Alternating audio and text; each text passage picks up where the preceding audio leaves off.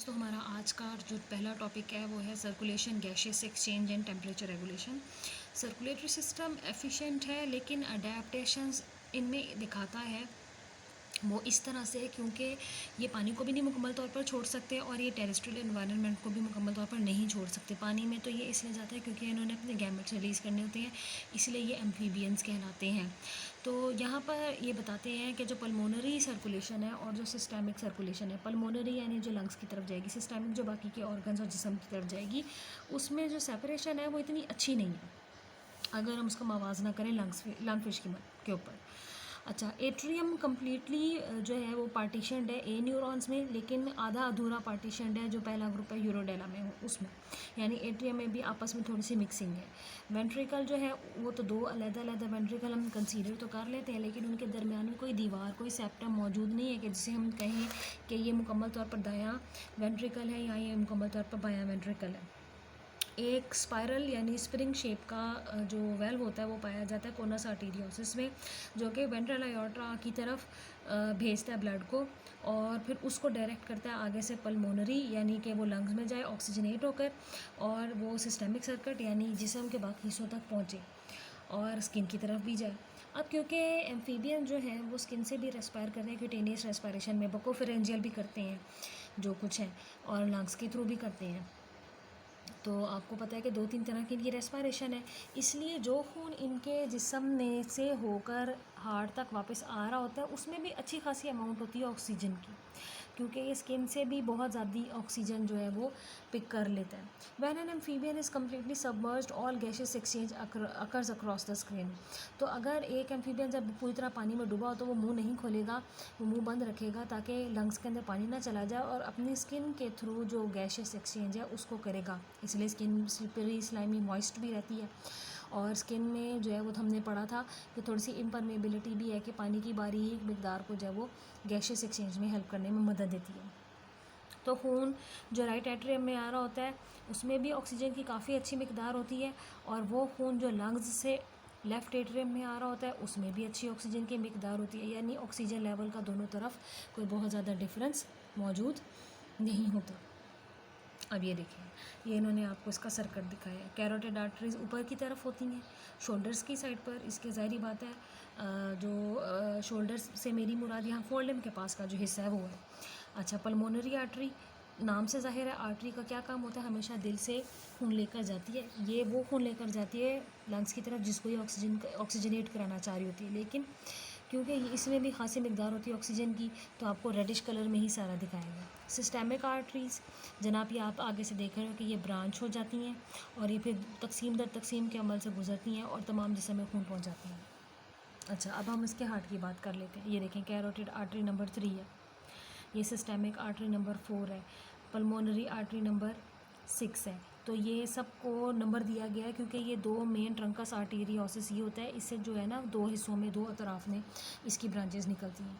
तो एक दाएं अतराफ़ में जाएगी और एक बाएं अतराफ़ में जाएगी। अब अगर हम इनको देखें तो ये पल्मोनरी वेन्स हैं, ये आप देख रहे हो कि पल्मोनरी वेन जो है वो लेफ़्ट एट्रियम में खून को लेकर आ रही है वापस ऑक्सीजनेट करा के।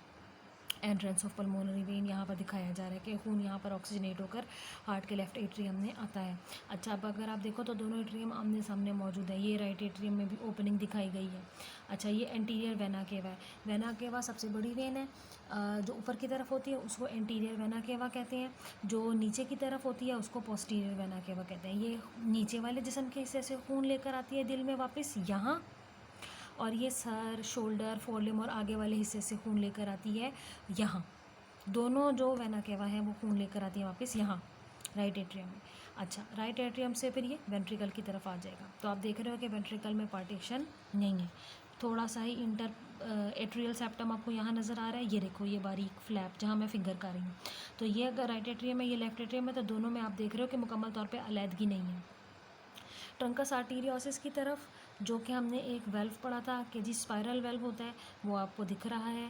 तो यहाँ से वो इधर और यहाँ से वो इधर दोनों तरफ दायां और बायां लंग्स के थ्रू पल्मोनरी आर्टरी दाईं तरफ, पल्मोनरी आर्टरी बाईं तरफ, जो 2 लंग्स होते हैं इनके सीने में, वहाँ पर खून लेकर जाते हैं।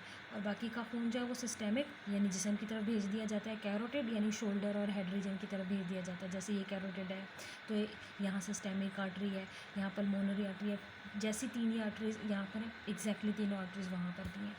ठीक है जी। तो ये आप देख सकते हैं कि वेंट्रिकल में भी कंप्लीट पार्टीशनिंग मौजूद नहीं है। ये वेंट्रिकुलर मस्कुलेचर जो है वो थोड़ा सा उन्होंने थिक दिखाया क्योंकि वेंट्रिकल की दीवारें थोड़ी मोटी होती हैं। अच्छा, अब जो बाकी का इसमें इम्पॉर्टेंट चीज़ें हैं वो मैं थोड़ा सा यहाँ पर आपको एक्सप्लेन करती जाऊँ। जैसे ये बता रहे हैं कि जी under the circumstances when the blood vessels leading to the lungs constrict they reduce the blood flow to the lung. बिल्कुल सही बात है कि जब पानी में डूबा होगा और सारी जो रेस्पिरेशन है, गैशियस एक्सचेंज है, वो स्किन के थ्रू हो रही होगी, तो स्किन से जो खून दिल की तरफ वापस जाएगा वो ऑक्सीजनेटेड होगा। तो खून को बिला वजह लंग की तरफ भेज कर एनर्जी इस्तेमाल करने की ज़रूरत नहीं होनी चाहिए। उस एनर्जी को बचा लेना चाहिए क्योंकि ऑलरेडी ऑक्सीजनेटेड खून जो है वो जो स्किन है उसकी तरफ से आ रहा है। इसलिए लंग्स की तरफ जाने वाली जितनी भी जो ब्लड वेसल्स होती हैं वो कॉन्स्ट्रिक्ट, वो थिन हो जाती हैं, नैरो हो जाती हैं, उनके मसल जो है उसको सुकेड़ लेते हैं ताकि लंग्स की तरफ खून जो है वो कम भेजा जाए और एनर्जी बचा ली जाए। तो ये एक अडेप्टेशन है उन ऑर्गेनिजम्स के लिए जो कि अपना आधा वक्त जो है पानी में रखते हैं, गुजारते हैं, और आधा वक्त जो है वो अपना उसमें टेरेस्ट्रियल एनवायरनमेंट में भी गुजारते हैं।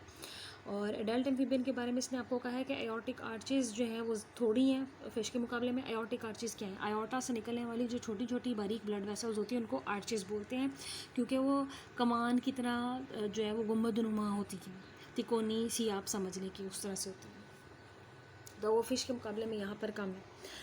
After leaving the conus arteriosus blood में एंटर द कैरोटिड आर्टरी 3, जो कि मैंने आपको बताया था कैरोटिड आर्टरी हमारी आयोर्टिक आर्च नंबर 3 है।